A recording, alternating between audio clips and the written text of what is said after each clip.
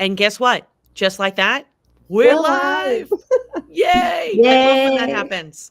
And I am so excited. Day 2 of DigSit Week. And look who's joining us. Namia Josie is joining us. Hello, everyone. Yes, Hi, from Marialis. India. Hi, Oh, Olivia. Hi, this is Nadia. fantastic because this warms my heart because actually the reason why we planned Did Sit Week this the way that we have is because we're trying to inspire. That's our whole point, is to inspire, classrooms and educators to kick off some incredible use tech for good projects. And so our focus, our hashtag this DigSit Week is DigSit PBL for project based, passion based learning. And to have you here, Namia, is fantastic. Thank you so much, Marialis. It's the feeling is likewise. I'm also really excited to be here today discussing about the importance of digital citizenship by using tech for good. And again, being, one of the hosts today, along with you both for the That's It week. So it's amazing. And you know what? What's really exciting is last year for our DigSit Week, we did the combination with DigSit SDGs, and you were involved. Our, speaker, Dr. Jennifer Williams, was involved last year. So I feel like actually we're continuing to add layers. And my colleagues here from Mexico. Hey, hello everyone. Hola a todos. I'm super excited to be here today, day 2 of Digit Week. And we're going to have a great session with Jennifer Williams. And we're working in different sites, right? We're going to stay here. We're going to go right here in Mexico to school. So it's going to be a really, really nice day today. And the other really nice part is today is a 2-for-1 day. As we say in Boston, a twofa. Today's a twofa. And we are also celebrating Global Maker Day. And Dr. Jennifer Williams, Namia Josie are both presenting there. So I love when it's just going to be a really incredible. I tweeted out a GIF of a fox pouncing, and I was like, "That's how I'm feeling. Like there's an extra pounce for the day." So really looking forward to an incredible day of learning. And on that, let us introduce Namia. In fact, if you want to make the big introduction as we add our speaker, there we go. Go ahead, Namia. I invite Dr. Jennifer Williams EDU today for opening our today's session, and we're really excited to have her today. She's going to be talking about such wonderful things. So, Dr. Jennifer, how are you doing today? Oh, I'm so excited to be here. Great to be with friends celebrating Digital Citizenship Week and Global Maker Day. So thanks for having me back. Yay. Well, you are like, I feel like we're like peanut butter and jelly, right? Like I just think of, the longevity of what we've been able to do together. So to have you again join us this year is really extra special. And we are really looking forward to, I love this hashtag, but learning more about that build the change too. Like whoever came up with that hashtag is a genius. So really happy, very happy because it puts things into action. And that's what we want to do. We don't want to just talk about this. We want to see, use tech for good, digital citizenship into action. So we're thrilled. That's wonderful. Thank you so much. I know, Mary Alice, every year you come back and you're like, all right, we're doing it again. Would you be able to share some ideas? And I'm always like, absolutely, count me in. And I know this year we've had a lot of discussions on ways that we can use digital citizenship with project-based learning. What does that even mean? And wanting to have this moment today just to share some examples, some opportunities for classrooms around the world. And Namia has been just critical in a lot of these programs and projects that I've been a part of. So this is actually perfect and can't wait to share with teachers and classrooms who are joining today. Okay, this is great because last night we kicked off with Andi McNair, and she really kind of went in deeper with just the difference of, what PBL looks like and how to get started. And so to add your extra layer, just like we do with digital citizenship, we're always looking at how do we add layers. I think adding your layer specifically with the work that you do with Take Action Global is going to be also a connection back to the SDGs last year when we did for DigSit Week, but just another like way to inspire. Gosh, I can take this type of learning and I can bring it into my classroom. So if you wanted to share your screen, we will be busy in the background posting things. And I know that we all talked behind the scenes that we could make this conversational as well. And so for anybody joining us live, please feel free to make comments in the in our chat box. We want to make this as interactive as possible. It's great. All right, Mary Alice, are you able to see my screen? I'm sharing my deck here. It looks fantastic. Okay, great. So we are going to be together probably about the next hour, and we're going to be sharing about ways that you can get involved with your classroom, no matter where you're at and what grade levels you're working with. So we're across the content areas talking about digital citizenship, talking about project-based learning.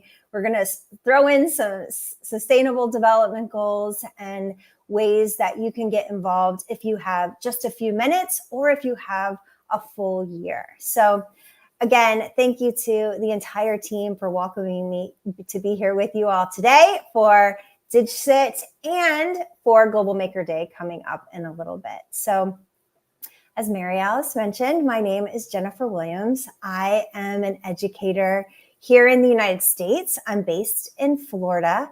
And I love all these hashtags because these are hashtags that I use every day. So DigSit, PBL, DigSit Week is a week we're celebrating here now. Use tech for good. And for me, this idea of using ed tech for social good is really kind of encompassing everything that I've been working on for my whole career, but most especially the last 10 years. So I have the great honor of doing that every day with teachers and classrooms from all around the world. So as part of our organization, Take Action Global, we are a nonprofit team of educators who are committed to just that, using ed tech for good, inspiring teachers and students to take action in their local communities, in their global communities, and as a network of connected educators. So we're doing that through the Sustainable Development Goals, which we talked a lot about last year, and probably a lot of you who are joining today are familiar with the SDGs. But if they're new for you, we're going to talk about that, and I'll invite Namya to come back in and share because she's truly an expert in that space. But we're working through different programs, different projects to build that community to take action. And along with the DigSit team, we have teamed up with some really wonderful organizations who are also committed to us, to teachers, to students, to classrooms. So we really originated from our work with the United Nations. We'll talk a lot about that today. We have some cool programs going with Lego and Build the Change. We'll talk about a program that we run through the US Department of State and some different embassies around the world. We have a number of programs in New York City and, of course, with ISTE. And I'm an ISTE author of the book, Teach Boldly Using EdTech for Social Good. So, of course, I love Mary Alice's hashtag. It's right up my alley. So talking about communities, and even just for our session today, we are all about finding ways to create connections. And so it's not just enough to organize a community, but really you want to assemble and mobilize them. So in those efforts of mobilizing a connected community, we're committed to a couple different things. First, we feel it's essential to build trust. And building trust needs to have these safe spaces. So our classroom spaces, our online spaces. And once we empower and bring our community members together, we start to build through experience. And then developing a shared experience where we can build history together, which I think for us is so important. Like Mary Alice mentioned, every year we continue to come back together. So it's these developed relationships that we can stay the course with. So, and I think in ed tech, that's something too for me is really staying the course, sticking with something that matters to you and seeing it through. So as we get started, and in the spirit of a shared experience, I have a Padlet here for us. And if you're joining live or if you're joining later on the recording, you're going to be able to access this Padlet. So you can say hello, you can share questions. If you are working on digital citizenship and project-based learning, then you'll be able to add any notes that you might want to share with the community here. So I'm going to give you the link to get into the Padlet. But before I do that, I want to just share one thing on what you can use. And you can use this with your students, but just to say hello. So if you haven't used Padlet, it's a great tool. It's like a digital corkboard. And so I'm going to say hi from Jen. And then I'm just going to add in my social handle here. And then we were just before we went live, we were talking about AI, which is all the buzz right now.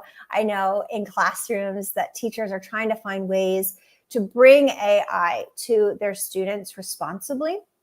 So if you're looking to bring AI in, Padlet's a really fun way to do it. And I always go to this I can't draw button. And here it's just like kind of a clever way of saying AI, because you can put in, and I'm just going to put teacher using computer. So that's not the best prompt, but I could add in some descriptor words to help me, but let's see what it comes up with. And then as it creates some original images, I will be able to select one to add to my post. So you see here are some, I don't think they really represent me or what I'm doing. So I might want to add some more words in my description. But for now, I'm just going to go ahead and select this image, and you'll see that it's loading here. I can publish it, and then it goes right here. So please feel free, add your greeting, any questions you have, and then notes to our Padlet board. To get in, you can access it with this QR code. So we'll share this QR code in just a little bit. Please feel free to take a picture, use your phone to access the Padlet board. And then I know Mary Alice and the team, they're going to be jumping in there and they'll stop me if we have questions along the way. Okay, so as we get going with our session today, I wanted to just share this report that came out of UNESCO in 2021. And it talks a lot about these different proposals for really transforming education. And you can see these 5 areas, and they cover a lot. So they start with pedagogy, then moving into curriculum, talking about collaboration and teacher professional development, looking at education as a system, so looking at the level of the school, then moving to community and social spaces. So it really takes us through every part of this ecosystem of education. I point this out here, even just starting with the title of the paper that comes out of UNESCO. And it kind of has a funky way of sharing it, but it's Reimagining Our Futures Together, a new social contract for education. And before I even read this report, the title alone pulled me in, because coming from a constructivist background, this idea of education as a social contract really meant so much to me. So the ideas that we're going to talk about and share today around digital citizenship and project-based learning come into play for me in this first area. So when we're talking about pedagogy and how it can be organized around these principles of cooperation, collaboration, solidarity. I know a lot that we here talk often on. And then they bring in these other ideas which result as these principles for dialogue and the word we love, action. So there's a lot of discussion around interconnectedness, interdependencies when we're thinking about our pedagogical frameworks. Collaboration, cooperation, of course, and the explicit instruction of those. talking about solidarity and compassion, ethics, empathy, all thinking about using ed tech for good. And then assessments that we're talking about here, making sure those are aligned with what we see as meaningful for student growth and learning. I'm going to go back one slide, move over a little. My sun is rising here in Florida. So in this yellow box, there's one sentence that I continue to read and reread.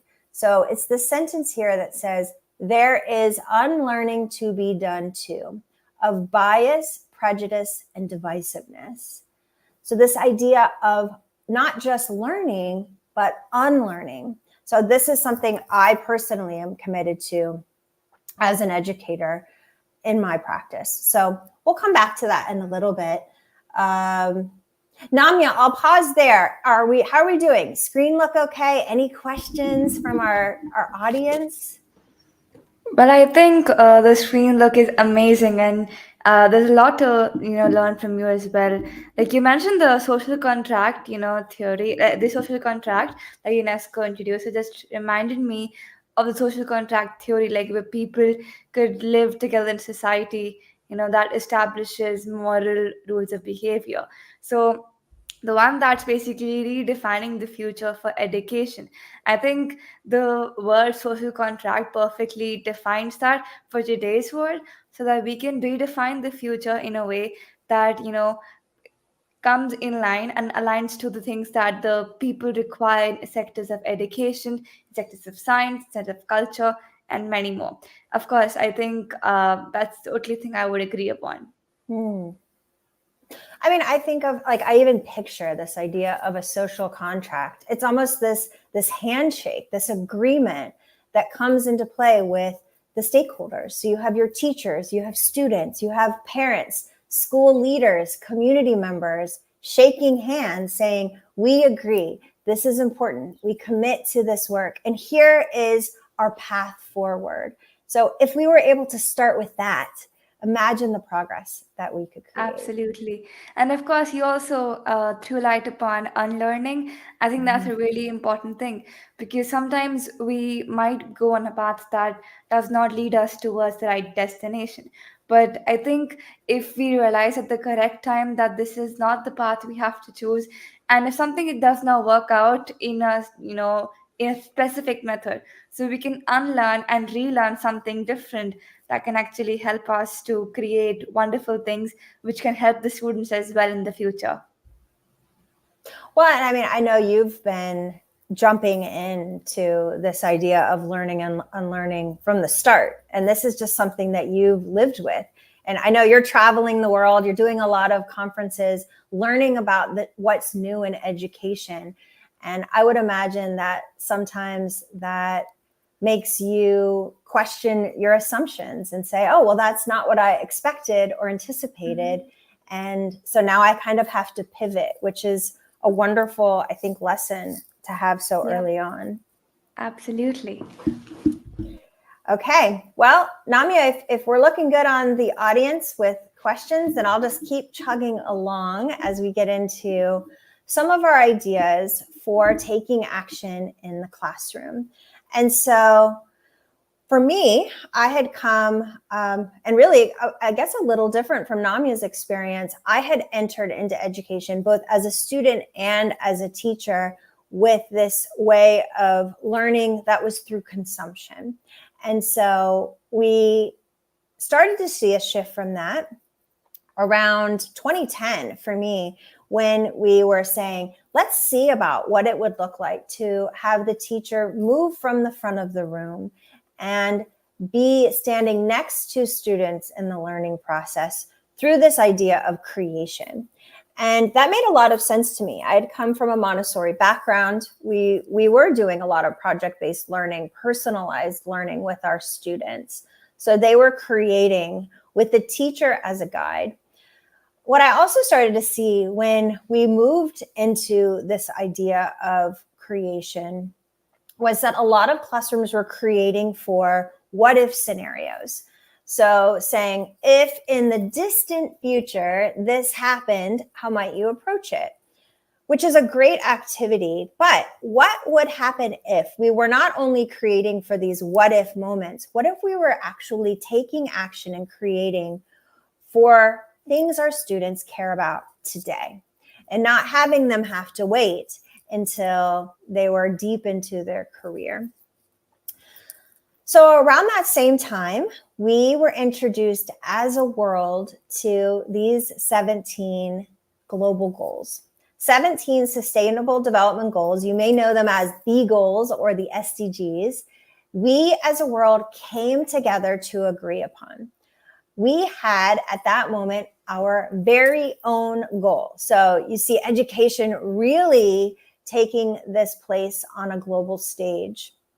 And so for me, that was a great place to exist. I was like, all right, there's a goal for me, SDG 4.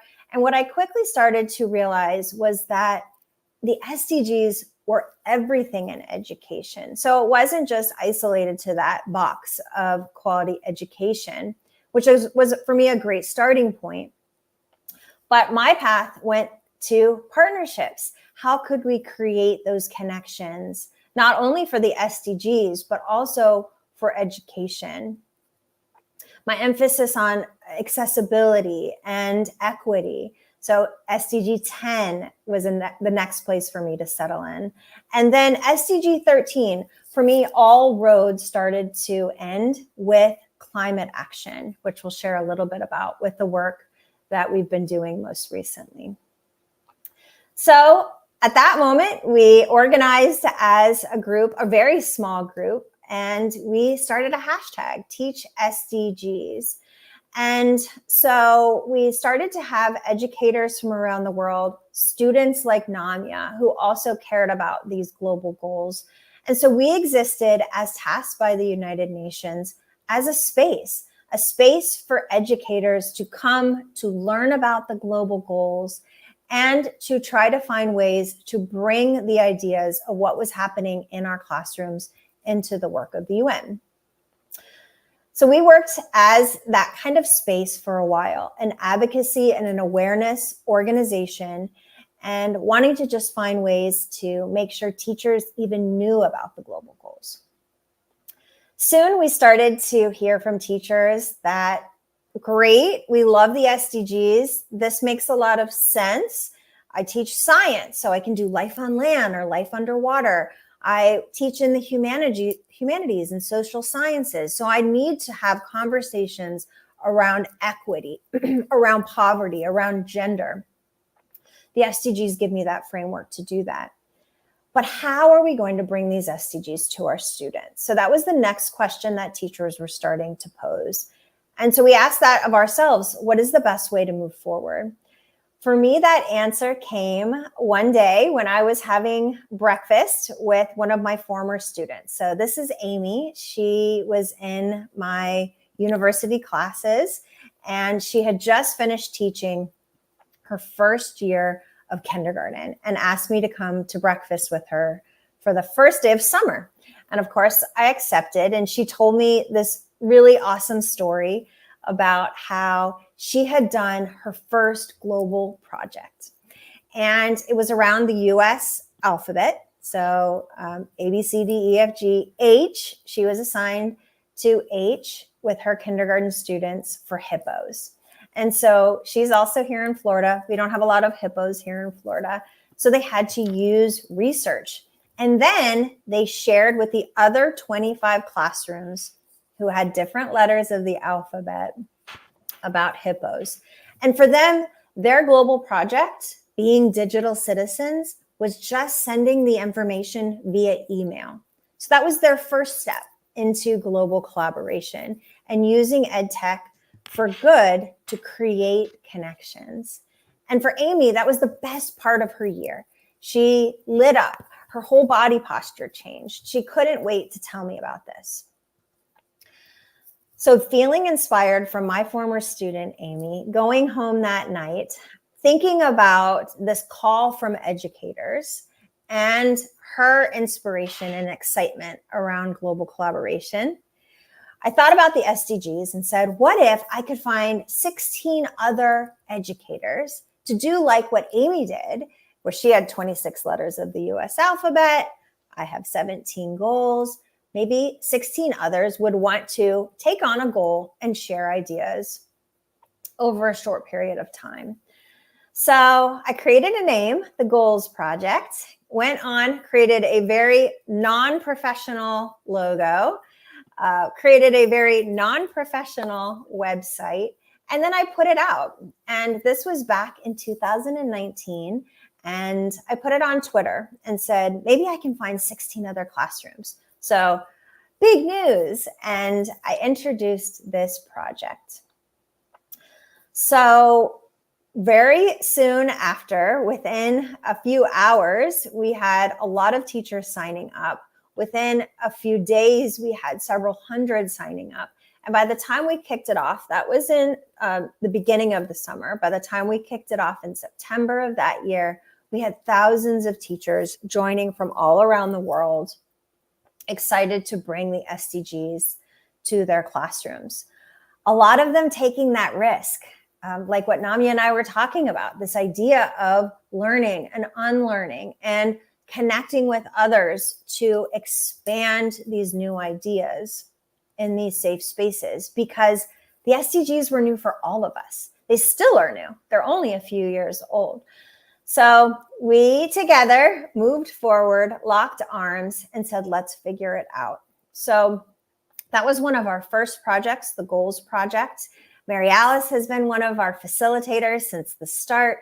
Namia is our face of the program, along with 2 other youth. And we want to make sure our students are seeing people who look like them, not seeing just teachers who are talking at them, but young people who have gone through similar life experiences.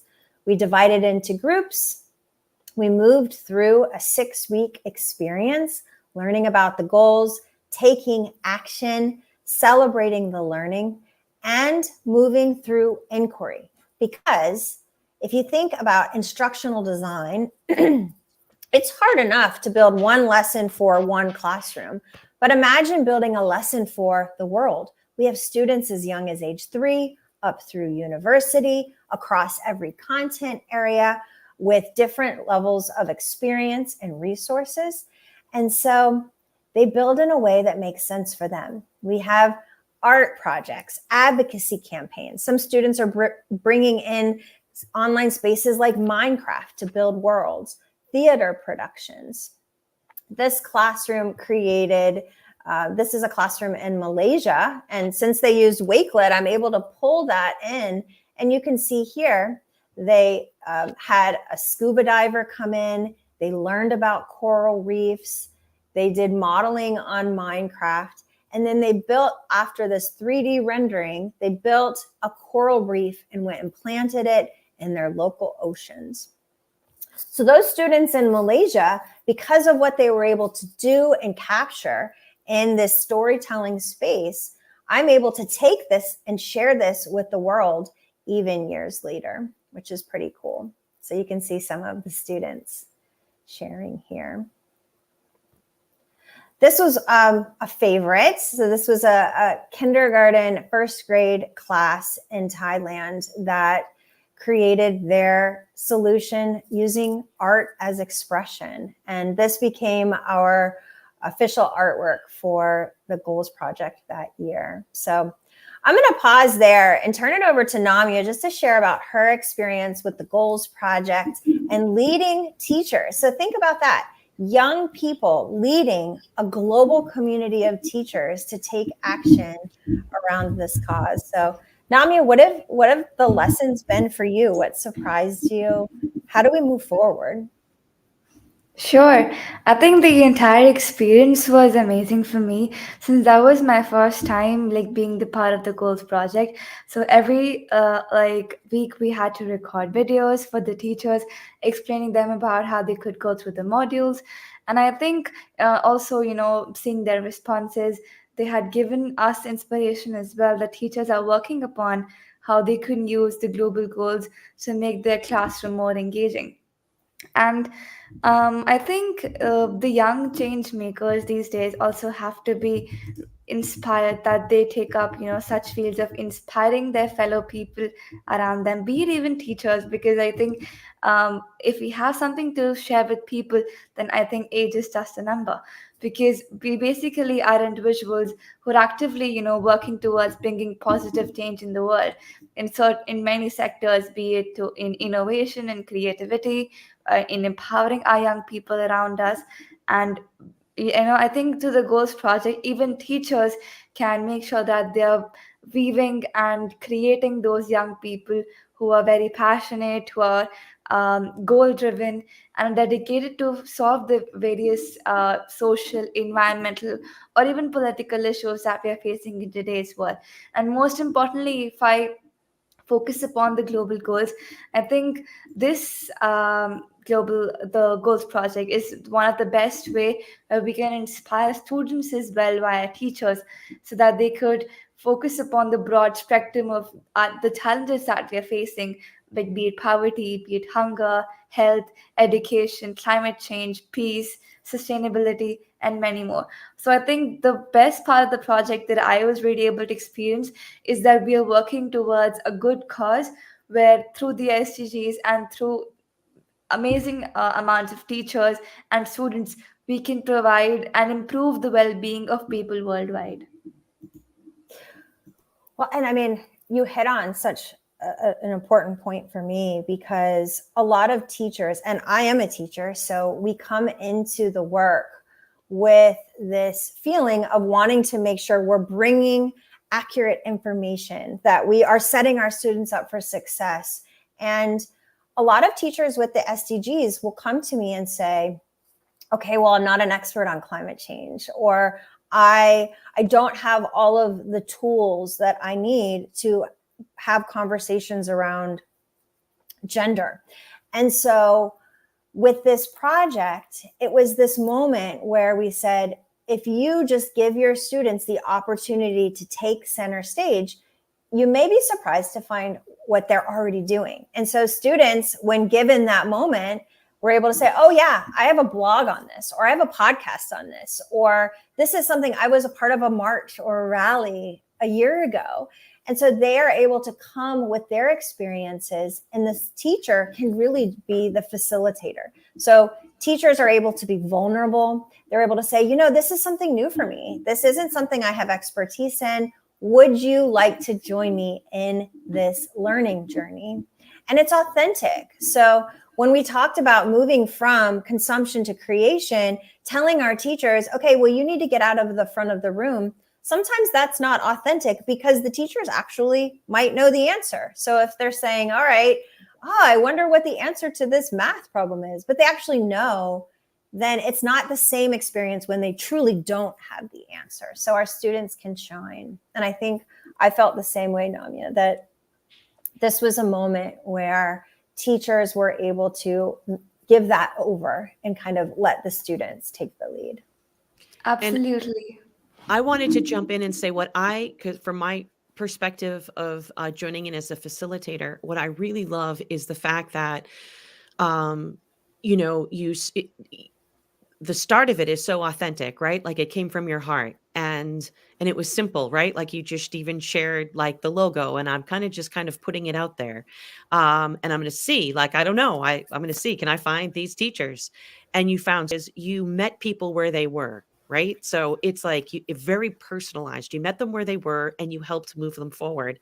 And each classroom really made that learning their own. And that is what I think is the power of unlearning right now, right? Like that it doesn't have to be the one size fits all and everybody's doing the same thing the same way with the teacher model up at front. This is that opportunity, which I really love, where we're learning side by side, and it doesn't matter how young or how old you are. And all you really need is a disposition, right? Like a disposition that says, I am willing to learn.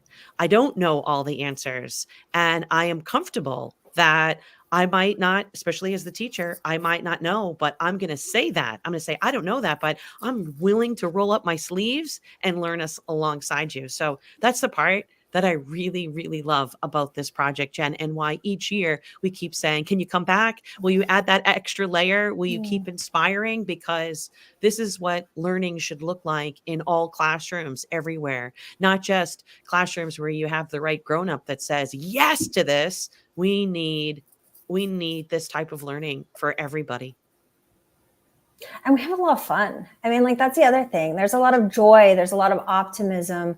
We're talking about heavy topics, and even like the global leaders that they have like a strong background in a lot of these, they don't know either. So we're all in it together. And I'm so happy Namia's here today. And my daughter is about your age, and I tell her all the time, this is the generation that I put all of my faith in. And I think they've been educated in a different way. They're approaching questions in a different way.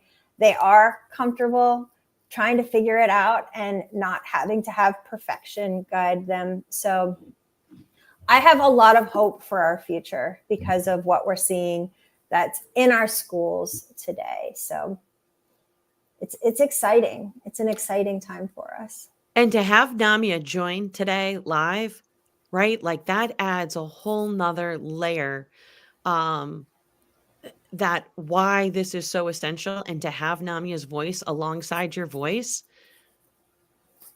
this is like my hope for, that ripple effect when you skip stones and your words. I talked about it yesterday. I'm in Nebraska right now, and I got to work with students yesterday, but I talked about, and I always talk about, our words and our actions matter, and they have that ripple effect. And to have you two right now, the ripples that are happening, it's just really, I have a very full heart right now. Oh, Thank you so much, Mary Alice, for the invitation. I'm really happy to be a part of this, entire, the presentation that Dr. Jennifer is doing. And like, I had actually written a poem on global goals. So I'd like to share like a short snippet of that in the end after the session. Oh, perfect. Amazing. Well, and you have to add it to the Padlet when we finish up too, Namia, because then everyone can see it afterwards. So I'll put this QR code here. If you are just joining in, or if you're on the recording, we'd love to have you share any questions. We'll check in with our Padlet at the end, and there's resources. So everything that we have for today is available there for you. And is that Padlet going to keep going during Global Maker Day too? So we have a different Padlet for Global Maker Day, but maybe I could, Mary Alice, I'll put this one in. I'll put this one in the other Padlet too. A Padlet in a Padlet. A Padlet and a Padlet, so they can access everything. Yes, perfect. That's such a great idea. Okay, so that's kind of where we came from. I wanted to bring in a little bit just on my own theory of change. And then we'll move into some direction for the future. I've had my own university experience where, and maybe some teachers that are joining today have had this, where I was invited to create my own personal mission. So I'm a big believer in mission statements of schools and in showcasing those, in rallying around those, to knowing them, to being able to say them out loud. Those words really matter. And so after I had done my own personal and professional mission statement, I started to get curious about this idea of theory of change. And so I was seeing theory of change with a lot of like larger frameworks, organizations. And so I said, well, I want to make sure the work that I'm doing isn't just a one-off. I want to have this firm belief in that this is moving in the direction of something that is sustainable. So my personal theory of change moves with this idea of global youth, because for me, that is the group I work with. If we take global youth and move them through this shared positive experience, sprinkling in experiential learning, use of technology, innovative teaching practices, for me, it's all about access. So access to information, ideas, opportunities. Might we then start to see changes in attitudes, beliefs, and behaviors that ultimately gets us to sustainable solutions and actions for our global youth to be active, engaged citizens. So theory of change work, if you're not familiar with it, you can make your own. So it's input, activities, outcomes, and impact. This is something you could even do with your students. So if I back up, you see my progression: global youth, positive experience, the changes we see for the direct end result. So input, activities, outcomes, and impact. And to do that, for me, it wasn't just where we said consume, create, take action, but it has to be intentional and it has to be explicit by design. So we're building in this idea of taking action in everything we're doing. So I'm going to share two quick stories from our experience, and this idea of digital citizenship as an invitation. So making sure by design we are bringing digital citizenship into our classrooms and our learning experiences.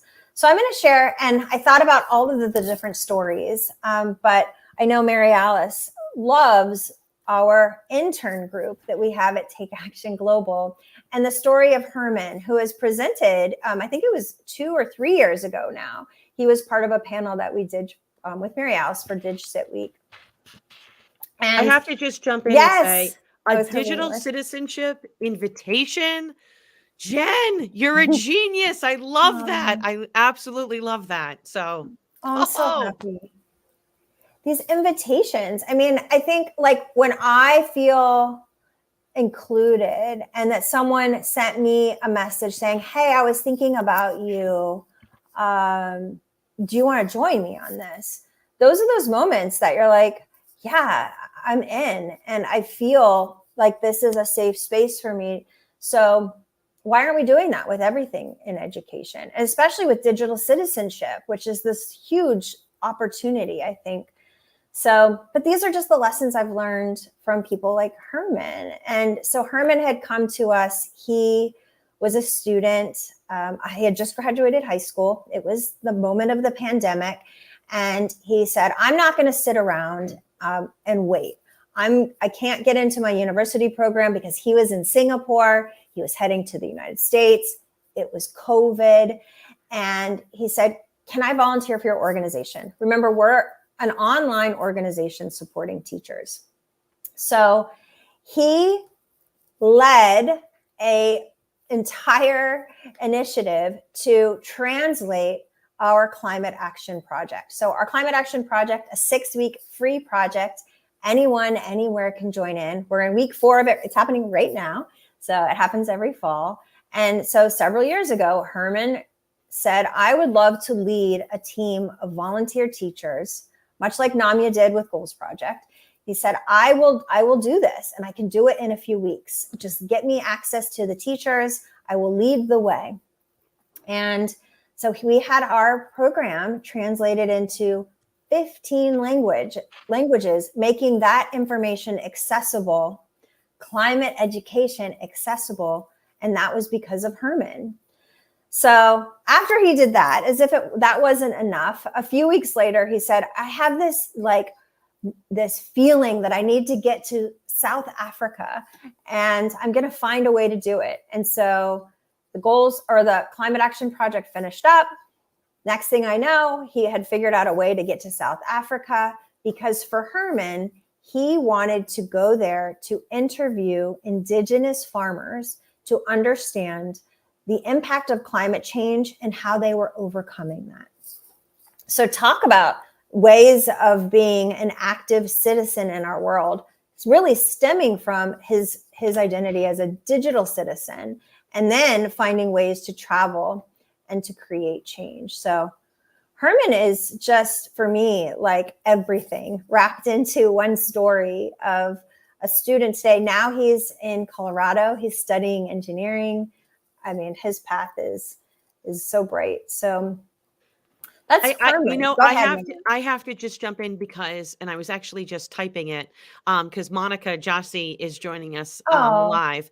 But this reminds me, Namya, of you. right? Because during the pandemic, when the world felt so upside down, you felt, I collectively, I know we were like, what can we do to not make it feel so upside down? So I started this global impactor cohort and talk about like that invitation. And I wanted to make sure that I was not, when I invited, I personally invited because I didn't want anybody to feel like it was one more thing or it was a burden.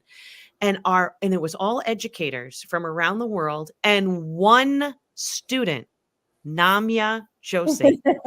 And that, like, just listening to Herman's story, it was like, and I've been able to meet him and he's presented for us, but I feel like, in a very way, like this parallel and, the different layers, the different ways we've intersected. And it's just really powerful. And it makes me so proud of our young people.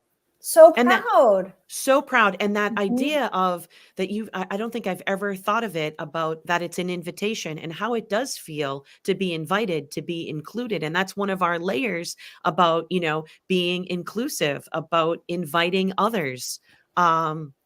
This is powerful stuff, Jen. And Namya, to just see that parallel makes me really proud. Thank you, Mary Alice. And of course, I was really happy as well being part of the Global Impactor first cohort and being the only student. Like, I was like, oh my God, they're all educators. I'm the only student. But the way everybody made me feel really welcome. And, I was really happy I was able to express my ideas. And I got to learn a lot from the educators as well. So I think it was a new experience for me as a whole to learn from new people. And I think that was the first time as well when I got to meet you just I think 2 to 3 days before online before joining the cohort, and it's really amazing. Well, and what we learned from you, forget about it. I don't think you learned anything from us. What we learned from you was really, it gives you that, new perspective. And again, I keep on talking about layers, but it adds another layer where you change as an educator, you change as a human when you connect with other people and you are willing to learn alongside them. So, and I think about that invitation and what has happened as a direct result and what Namya, we have done together, what you've done with Dr. Jennifer Williams. I mean, what you collectively have continued to do, those skipping of those stones and making those ripples. Each one, teach 10. Yes, yes, yes. Wrapped into one hashtag. Yes. It's just perfect. So these are just wonderful. This is Mary Alice and Jennifer. You both have been so supportive and inspirational for Namya. But honestly, I think it has been a two-way street. This has not been, it's been so inspirational to be on this journey, alongside Namya and to learn with and from Namya. Anyways, yeah.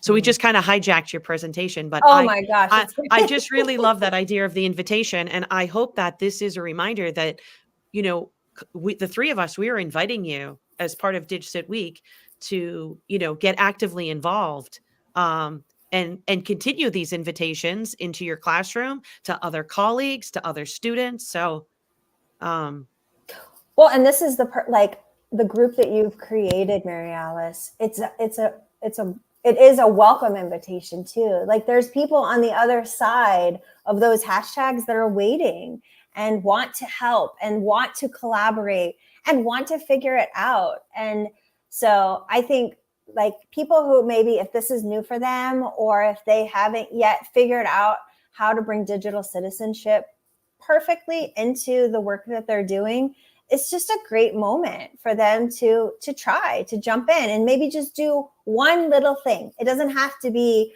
taking over your whole curriculum, just testing out one thing and then reporting back. And that's another thing. Like this DigCit community is learning and is growing. And so we need to hear like if it worked, if it didn't work, what were your questions that came out of it? So it's a learning moment. And I couldn't agree more about that. Right now I get it. Teachers and you feel like, oh, there's just not just one more thing. I don't have time for one more thing, but you are doing incredible things in your classroom. So forget about technology, forget about all the bells and whistles and the fun, fantastic technology that's available. If there's just your willingness to say, this learning that we're doing in our classroom, the only tech, if this is the only tech that you use, where you're going to break down your classroom walls and you're going to connect and collaborate with others, and you're going to share and create an authentic audience, even if that's the only tech that you use, that is how to use tech for good, right? That's that one more layer, that like one more thing. And I think if we have an invitation that invites you into something that isn't overwhelming, then I have to be an expert with tech. I mean, we're all using, whether it's Zoom or Google Meet or what have you, even if that's just all that you're doing and you invite others and there's no other tech that's involved. It's that idea of seeing the human, right? Yeah. The humanness of the technology. So I'm going to be like, my wheels are going to be spinning all day long because of this conversation. Oh, that makes me so happy. I've been thinking a lot, like what's happening in our world right now. And I always feel education is the solution. But if I were to even like one single thing that I think if we could as teachers do today, and then if we're going to make dramatic changes for the students today when they're out in the workforce, I think it's global connections, is having students work with others who live and look differently from them, even just for a week. But they can have those associations and say, oh, I know someone from that country, and the person I know is really kind, and maybe I should check on them, or maybe I should hear from them on their perspective of what's happening right now. It changes everything if you have those human connections, as you're mentioning, Mary Alice. But I think virtual exchange and global collaboration, like just connecting to another person, if we can just do that, then that's, for me, that's enough. And then we can add in, as we're ready, all these other layers and new ideas as they come.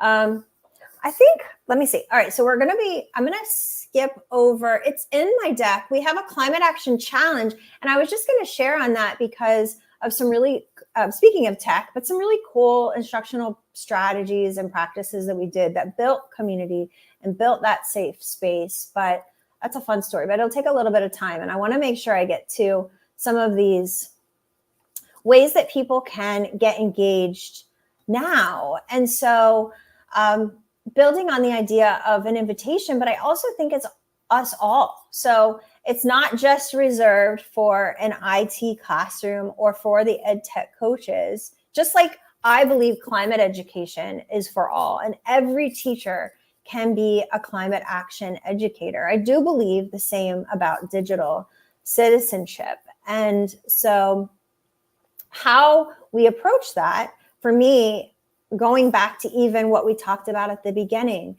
building those associations and connections, doing that intentionally by design, making sure along the way that we are starting with the humans, we're building trust, we're making sure people feel empowered, invited, we're having shared experiences.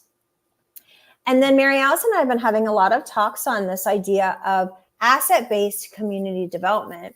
And I mean, I'd love to share on this another time, because this has really changed the way that I am approaching instructional design. So important when we're thinking of project-based learning, that we're not just focusing on problems and solutions, because that can be, well, it can be quite a Western way of approaching the work, but also based on privilege, because we can identify problems for days, but sometimes when you lack the resources, it's going to be challenging to be able to come with those solutions and actually move forward on them.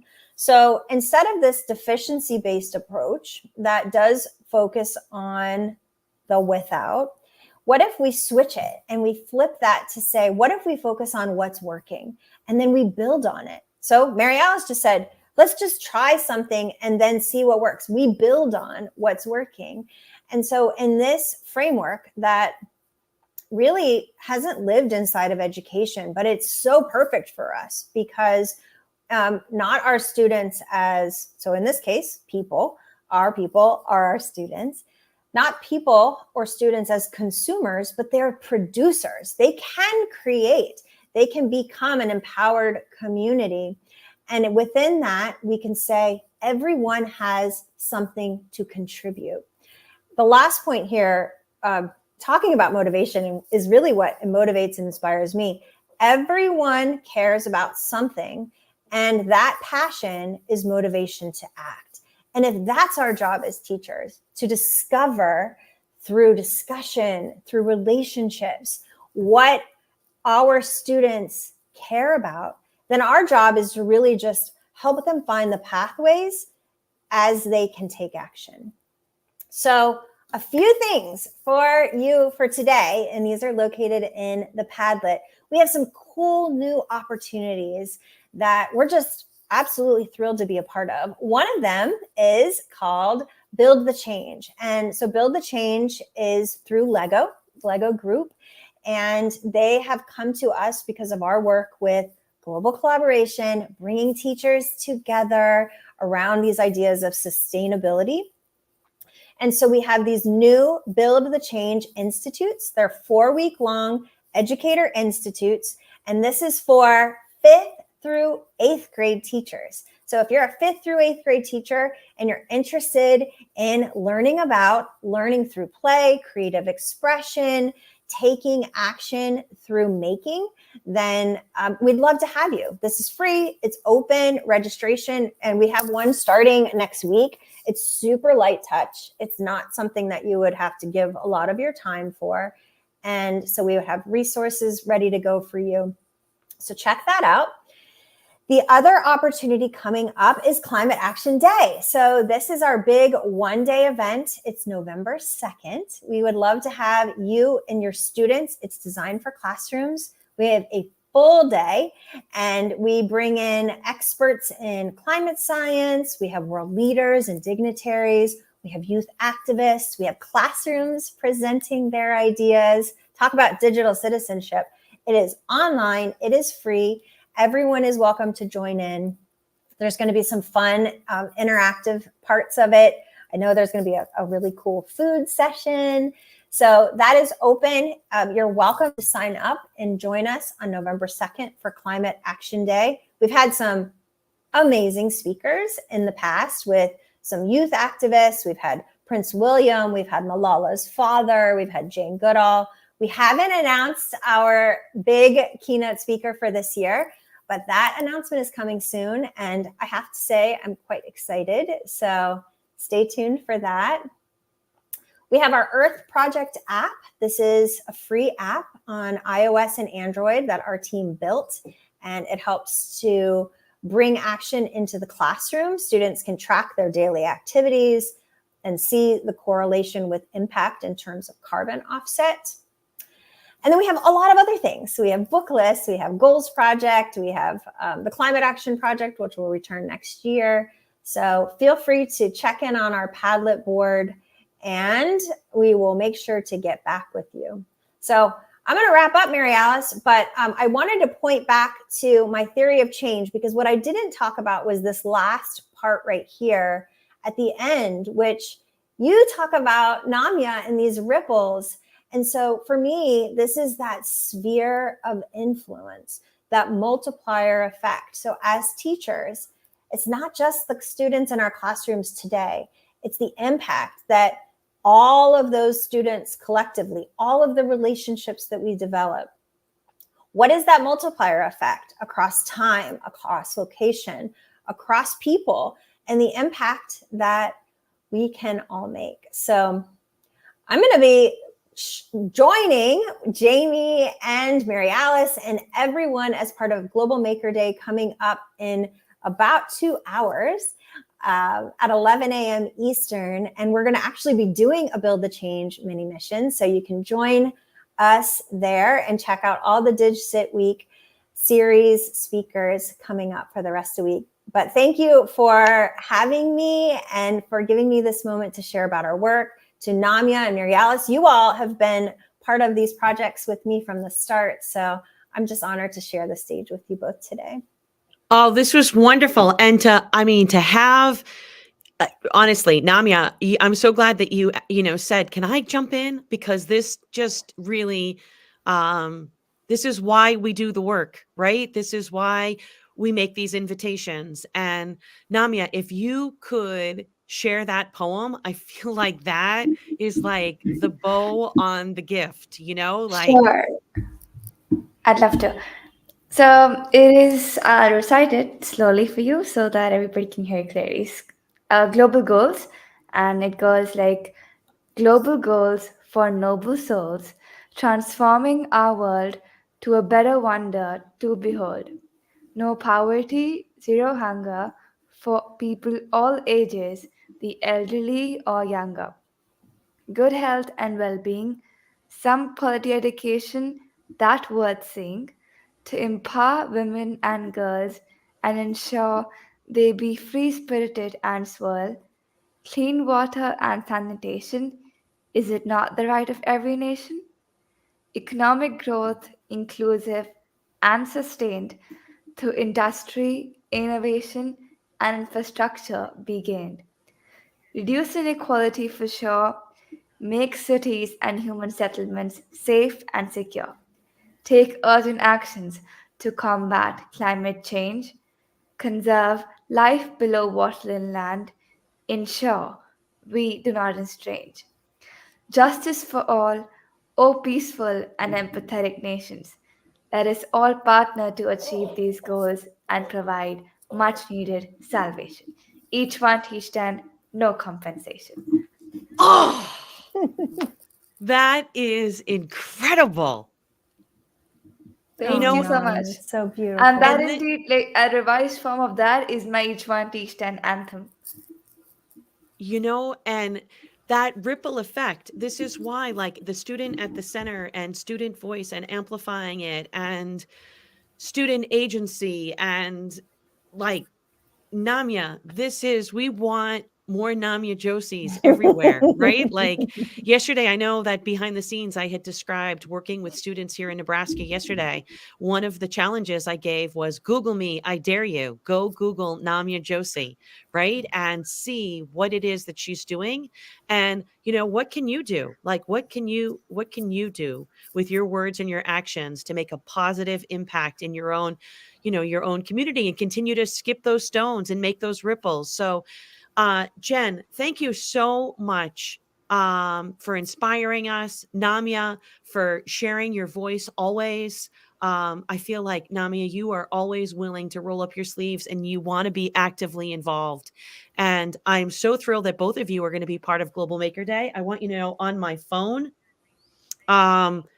it's already happening. starting. So the team is saying, like, they're Oh. welcoming, and I'm kind of, I don't know if they can see you or they not, because I've got my screen sharer, That's but wonderful. anyways, it's starting. You are a part of it. It's a wonderful day to celebrate makers around the world and all kinds of makers.